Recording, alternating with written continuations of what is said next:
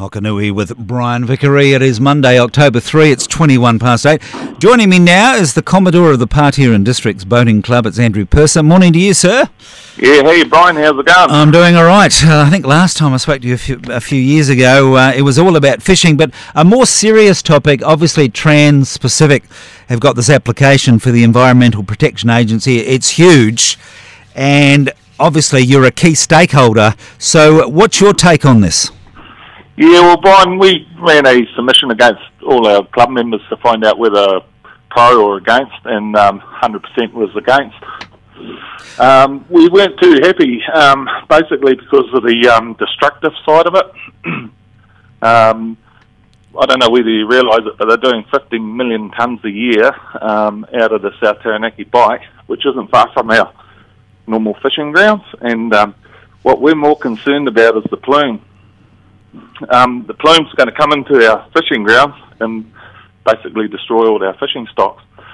It's going to smother some of the beds, our reefs, our natural feeding grounds for fish that feed. It's 100% destructive. Nothing survives, so that's why we're against it, basically, Brian. Okay, well, as you're aware, on Saturday, Trans-Pacific had a whole page in colour in the Taranaki Daily News. Matthew Prestige had I'd call it a neutral, slightly positive letter toward it. What about if, I'll just play devil's advocate and reply here, what about if people say you're just fighting for your interests and you need to look at the bigger picture for the district and maybe South Taranaki, Andrew? Yeah, people can say that, but we did look at the big picture. We looked at the picture that, we got involved with iwis, underwater clubs, boat users like ourselves, recreational fishermen. Basically, the science behind it wasn't there. This is only to be done, would be the first in the world. There's no science behind it. They've done a lot of studying into it, but there's nothing to fall back on.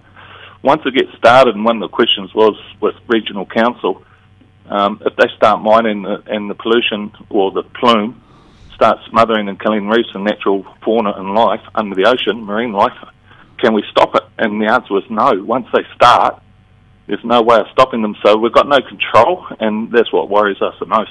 Okay. How forthcoming have they been in providing the information in regard to the what we call consultation?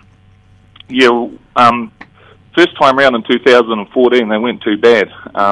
This time round, the second round, very bad. We had one meeting with them at the Workmen's Club, and that was it. And there was only three of us that came along for the meeting. Yep. As a club, they've never approached our club, they've never approached our committee, and they haven't approached our members. And just one last question before we go to the break, and I'll come back and resume the interview. But is it frustrating that at the end of the day it's the Environmental Protection Agency that will make this, and the decision will not be made by the Taranaki Regional Council or the District Council? Your thoughts on that one? Yeah, well, with the meeting with Taranaki Regional Council, you understand they're in the 12-mile in zone. That's their protected area. They're putting in a submission against it as well, because they're very concerned about the plume and the effects it'll have on marine life.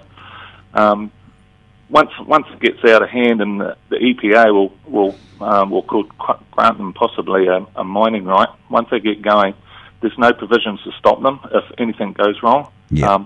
We're lots of reasons why we're concerned about it.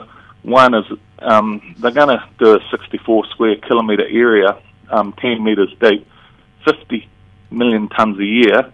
The permit's for 20 years, so 20 years is a long time if it's going to be destructive. All right, I'll just come in here because we need to go to the break. Talking to Commodore of the Patea and Districts Boating Club, Andrew Purser, about Trans-Pacific's application to mine the iron sands off Patea. We'll take a break, we'll come back. This morning is Commodore of the Patea and Districts Boating Club, Andrew Purser. We're talking about their response, and at this stage they are opposed very much against the application from Trans-Pacific.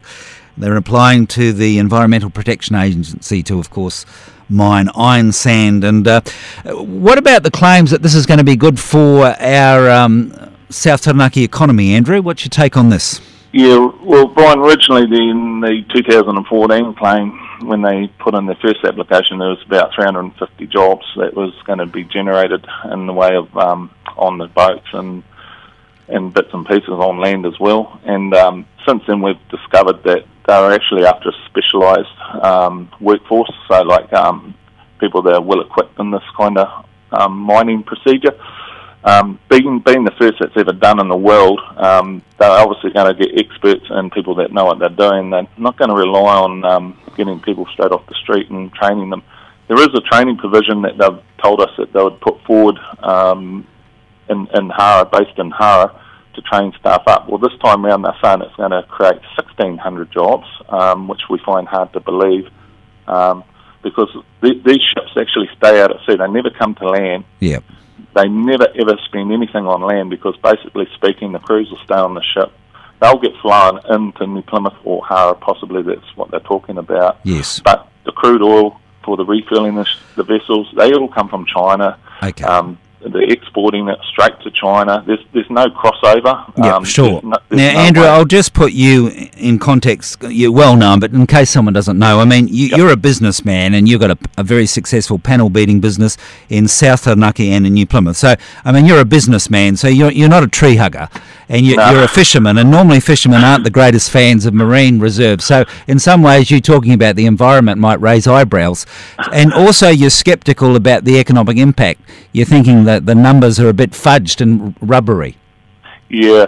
I can honestly say I'm not a real tree hugger, but since I've got involved with the iron sand side of it from TTR, I've actually opened my eyes and broadened my horizons. I didn't actually realise until the studies were done by NIWA what we actually had out there in the ocean. It's like our play yard. It's my sandpit. Yes. And when the big boys come in and play in the sandpit, you really want to kick them out, because you just don't want to see it ruined. It's for the futures. It's not just my lifestyle. So, Andrew, just as a humorous aside, should Chester Burrows be worried and be visiting you? I mean, are you going to be voting for the Green Party? No, don't ignore that question. Let's get back to the interview. Given that iwi are opposed, the regional council have reservations. You have reservations. I haven't met any local that's been willing to put his hand up. How could the EPA possibly approve it? So should we just relax? It's not about relaxing. It's about economics, basically. The government needs the extra cash flow, obviously. It's the 3% of the profits go to government as royalties. It's not enough. We think that maybe, and in any case, 3% is not a lot, really, to survive on. They're taking the royalties, and I don't think a company like that would actually make a profit for the first 3 to 4 years. They'd run at a loss, so I don't know where they're going to get the royalties from. And you and I know how much of the royalties go to the South Taranaki, bugger all. Yeah, well, that's the other problem. That there's a grant there for provisions for $50,000 a year to go to council to fund, I suppose, other groups and amongst the community. Yeah, well, I mean, that's chicken feed, isn't it? It is chicken feed for what they're turning over. Yes. They're talking 50 million tonnes a year of iron ore. Well, on today's market, iron ore is actually worthless. It's actually down below $30 a tonne. Yep. They're more into the titanium, which is a high grade metal. Obviously, they'd be wanting to mine that more so. All right, Matthew, the call to action. Where to from here? What do you want our listeners to get out of this? I mean, what do you want them to do? Do you want them to ring Chester Burrows? Are you organising a protest? I mean, where to from here? Well, actually, where to from here? A good question. We have plans in places to do marches, as well as possibly go to your MPs, voice your concerns, make your own formal decision. Don't let me persuade you. Yes. Make your own mind up. But you can go onto websites there's one called Chasm, KASM.co.nz, and Chasm are a group of people that actually got a lot of this stuff already on the website, so you can actually make a formal decision through reading some of this stuff. The last EPA hearing I went to, I spoke to in a EPA hearing. It was quite daunting. It's like, make your own decisions if you wish to speak at a hearing. You can be passionate as much as you like about why you think the reasons are for or against. But the last hearing we went to, was basically 96% of the people voted against having the mining. So it was only a small minority, but as you know, governments like to have a little bit of royalties coming in nowadays, keep their cash flow looking good. I think if they did this and it went down the track like I suppose you could, it could be quite expensive for them in the long run, because the term of reversing the effects, they outweigh the costs of making the money. You know? All right, Andrew, our time's up. I think you've acquitted yourself well. You've given us plenty to think about, and I think you've been fair. So thank you very much for being part of the show. Yeah, well, thanks very much, Fine. Hopefully best of luck with the Iron Sands. Thank you very much.